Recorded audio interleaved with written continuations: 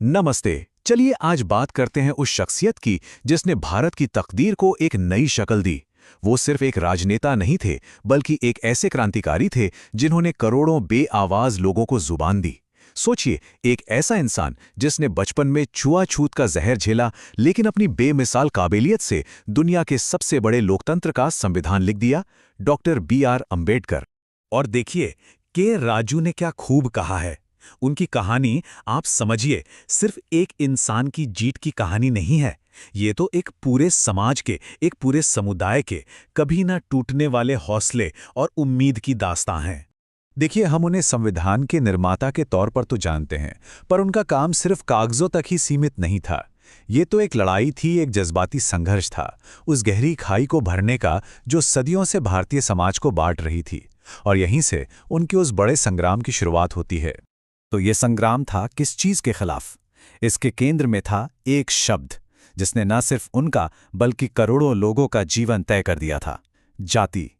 चलिए जरा समझते हैं कि ये हकीकत कितनी जटिल और दर्दनाक थी।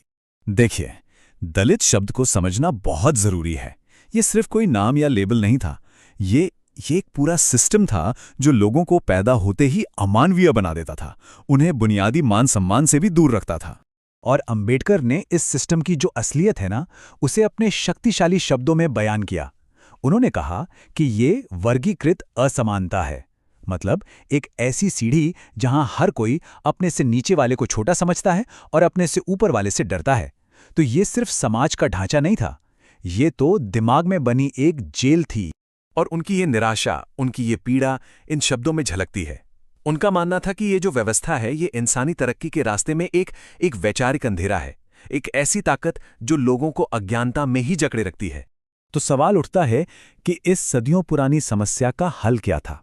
अब अंबेडकर ने एक साथ कई मोर्चों पर लड़ाई लड़ी और उनका सबसे पहला और सबसे बड़ा हथियार बना कानून। तो जब वो संविधान बना रहे थे तो वो उसे सिर्फ एक कानून की किताब की तरह नहीं देख रहे थे।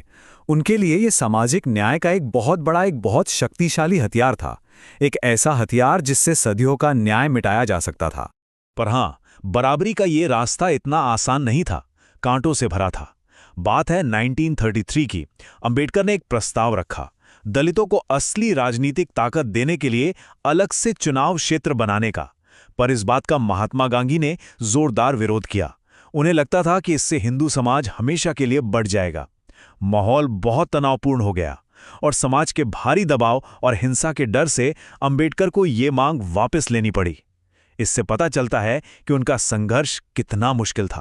देखिए, अंबेडकर का मानना साफ था, राजनीतिक लोकतंत्र यानी वोट डालने का अधिकार तब तक बेकार है जब तक सामाजिक लोकतंत्र न हो। मतलब एक आदमी एक वोट का क्या फायदा अगर समाज में एक आदमी एक कीमत ही ना हो। तो जब अंबेडकर को यह लगने लगा कि सिर्फ कानून और राजनीति से बात नहीं बनेगी, तो उन्होंने एक ऐसा फैसला लिया जिसने पूरे देश को हिलाकर रख दिया। ये एक ऐसा रास्ता था जो राजनीति से आगे जाता था। ये आत्मा की आज़ादी का रास्ता था। और ये जो बौद्ध धर्म अपनाने का फैसला था, ये कोई रातों रात नहीं लिया गया था। नहीं, इसके पीछे 20 साल का गहरा अध्ययन था, बहुत सोच विचार था। वो एक ऐसे धर्म, एक ऐसे रास्ते की तलाश में थे जहां तर्क हो, करुणा हो और सबसे जरूरी बराबरी हो। और सोचिए, 1935 में ही उन्होंने ये ऐलान कर दिया था। ये उनके पक्के इरादे को दिखाता है। ये सिर्फ उनका अपना फैसला नहीं था, ये तो पूरे सामाजिक ढांचे को एक सीधी, एक जोरदार चुनौती थी। तो उनका ये धर्म बदलना, ये कोई भागना नहीं था, ये एक क्रांति थी। ये एक दमनकारी सिस्टम को जड़ से नकारने का एक तरीका था और लाखों लोगों के लिए एक नई पहचान बनाने का, एक सम्मान भरी, बराबरी वाली पहचान बनाने का एक सामूहिक ऐलान था। तो आखिर अंबेडकर हमारे लिए पीछे क्या छोड़ गए? उनकी विरासत आज भी हमारे समाज पर, हम पर कैसे असर डालती है? उनकी विरासत सिर्फ किताबों में सिमटकर नहीं रह गई। उन्होंने ऐसी राजनीतिक पार्टियां बनाई, ऐसे सामाजिक आंदोलन खड़े किए जो आज भी दबे कुचले लोगों और मजदूरों के हक के लिए लड़ रहे हैं। दलित पैंथर जैसे जो आंदोलन हुए, उन्होंने अंबेडकर की उसी आग को, उसी क्रांतिकारी सोच को आगे बढ़ाया। और देखिए, उनकी सोच अपने वक्त से कितनी आगे थी। उन्होंने सिर्फ जाति की ही बात नहीं की, उन्होंने महिलाओं के अधिकारों पर भी उतना ही जोर दिया। वो कहते थे कि अगर किसी देश की तरक्की को नापना है तो ये देखो कि वहां की महिलाओं ने कितनी तरक्की की है। ये एक ऐसी बात है जो आज भी उतनी ही सच है। और चलिए, इसी एक जरूरी सवाल पर अपनी बात खत्म करते हैं। अंबेडकर का मानना था कि असली लोकतंत्र सिर्फ वोट डालना नहीं है, बल्कि समाज में बराबरी, आजादी और भाईचारे के साथ जीना है। तो उनका ये विचार हमें आज खुद से ये पूछने पर मजबूर करता है, क्या हम सच में एक ऐसा समाज बना पाए हैं जहां सबको बराबरी का हक मिले? ये एक ऐसा सवाल है जिस पर हम सबको सोचने की जरूरत है।